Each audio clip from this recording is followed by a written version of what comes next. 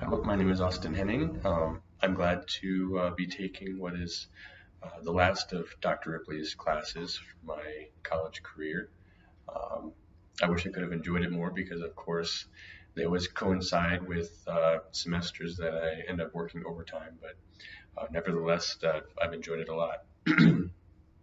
Anyway, sorry, I'm getting over a cold, by the way, too, so enough of that. But I'm going to be taking the stance that the ICC um, is not an effective or just court. So a little bit about the history of the ICC is it's surprising how long it took for it to be founded because it's kind of inspired by more temporary courts like during the Nuremberg trials, and it was actually founded in 1998, and then the agreement was ratified with the founding members in 2002. So it's only 20 years old.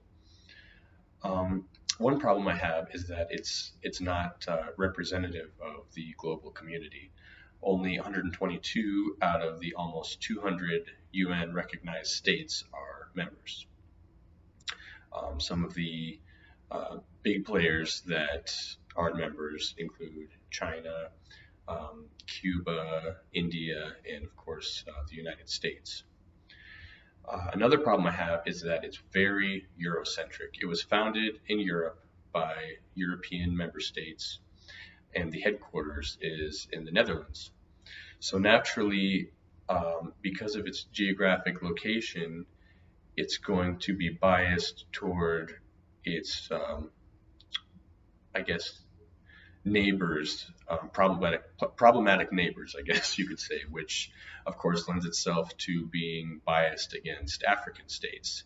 And they really are quite biased against African states because out of the 26 trials since 2002, every single one of them have involved African states or African leaders. Um, I believe that it's unjust because most defendants are tried in absentia, which means that um, the defendant is not present during the trial. And I think that that reason right there could be good enough for the United States to not be a member of the ICC because it's actually unconstitutional in the US for the accused to not face their accuser. So you can't have a trial while the defendant is not present to defend themselves or have a lawyer do it for them at least.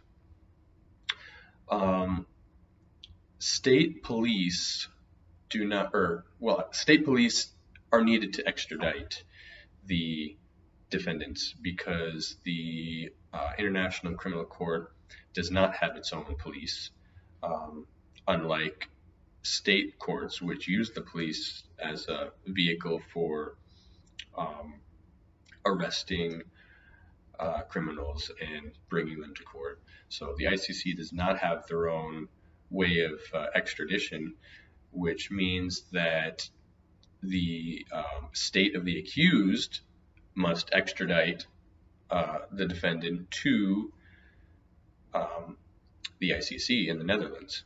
So most of the time, when you have cases against crimes against humanity, war crimes, genocide, which genocide isn't necessarily the mass killing of people. It can be basically the attempt at causing a group of people to be extinct.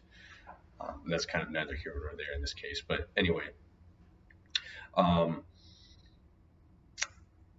the state police are generally going to be on the side of the accused because in most cases the accused are dictators or have less than liberal governments.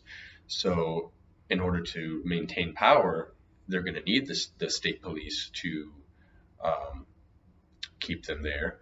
And the state police are usually not going to be willing to extradite their leader who gives them plenty of kickbacks, I'm sure, for allowing them to stay in power. So those are the main reasons that I find issue with the ICC, and I thank you very much for listening.